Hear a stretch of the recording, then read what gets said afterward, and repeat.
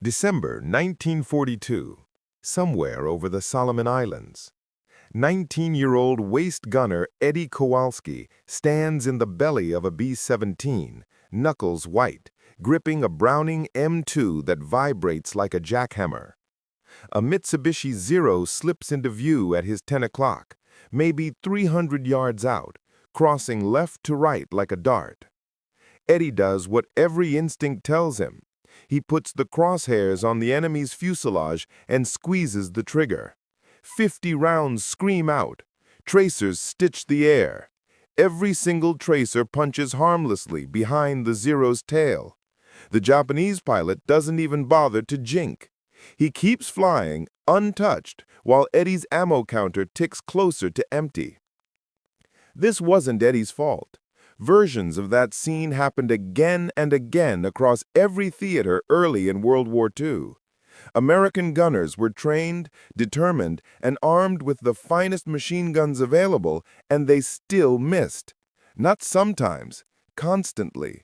A 1943 Army Air Forces study that analyzed gun camera footage from missions over Europe and the Pacific produced a staggering verdict. Trained aerial gunners were scoring hit rates below 4% against crossing targets. 4%. That meant 96 out of every 100 rounds aimed at a fighter crossing perpendicular to the gunner simply hit air. The math was merciless.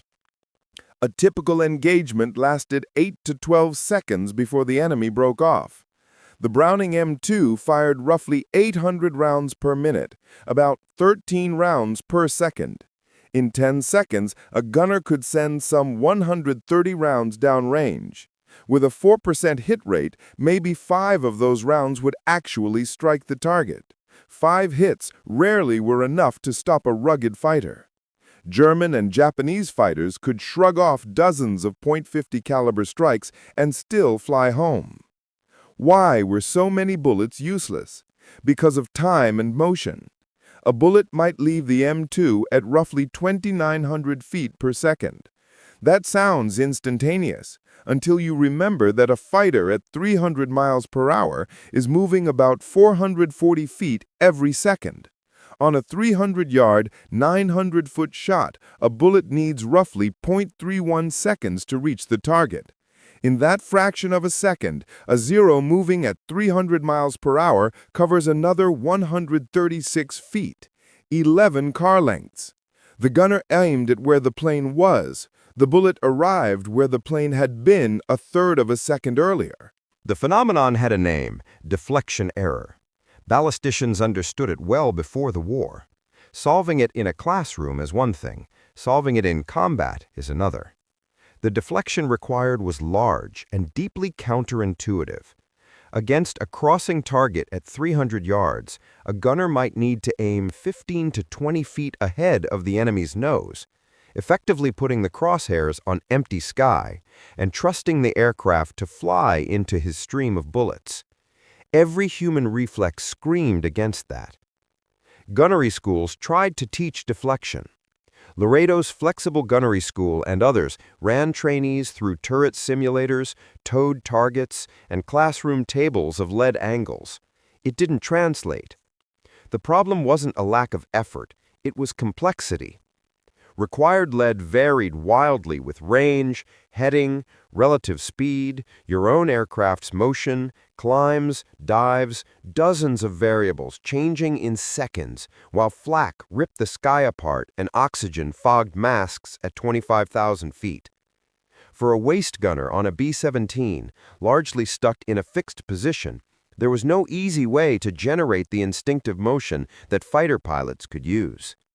Psychology made the problem worse. Gunners who tried leading often abandoned it after apparently failing.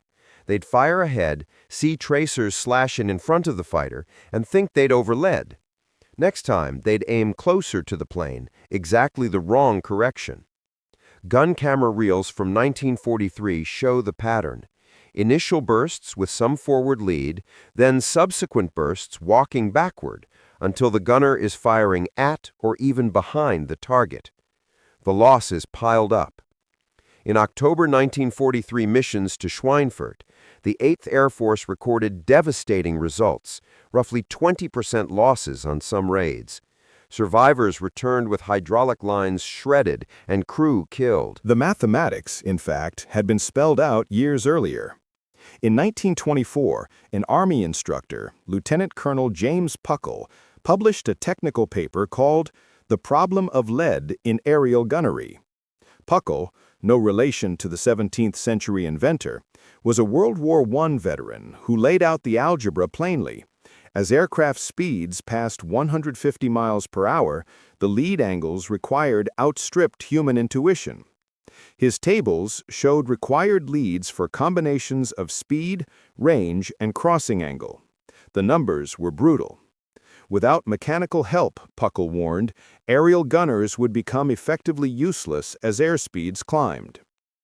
Puckle's paper disappeared into a filing cabinet and into a training doctrine that stayed stubbornly rooted in World War I marksmanship. Sight picture, trigger control, breath control, skills fine for a rifle range, but ineffective against a fighter screaming past at 300+ miles per hour.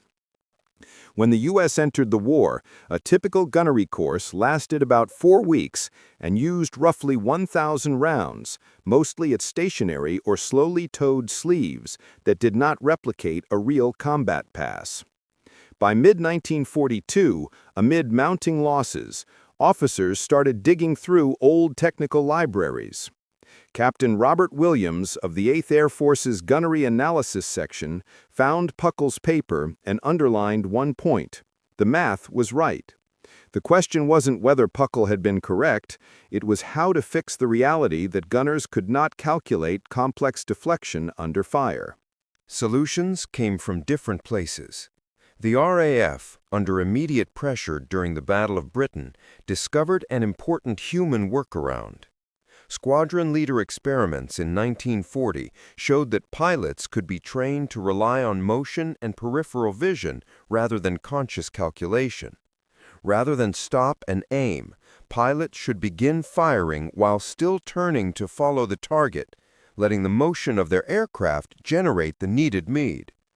Repetition and instinct, rather than trigonometry, doubled hit rates in some squadrons. Fighter crews could use their whole machine to create deflection. Bomber gunners could not. For bombers, the answer had to be mechanical. At MIT's Radiation Laboratory, Division 7, a deliberately misleading name to preserve secrecy, engineers led by Dr. Charles Stark Draper built a different kind of aid. Draper's Mark 14 computing site combined gyroscopes, cams, and gears into an analog solution. The gunner would range the target by matching reference marks to the wingspan, then track it for a couple of seconds. The gyros measured angular velocity. The mechanism computed the required lead, taking into account range and ballistics, and displayed a lighted reticle that floated ahead of the aircraft. The gunner aimed at the dot instead of the enemy plane. The analog computer solved the deflection equation 30 times per second. Testing in August 1943 produced startling results. Gunners who had struggled to reach 5% hit rates against crossing targets jumped to 18% on their first day with the Mark 14. After a week of practice, many exceeded 25%, a 5-fold improvement in effective fire. Those kinds of gains translated directly into more damaged or destroyed enemy fighters and fewer bombers lost. But production and installation took time. Mass manufacture of Mark 14 sites and their retrofitting across thousands of aircraft lagged behind the need.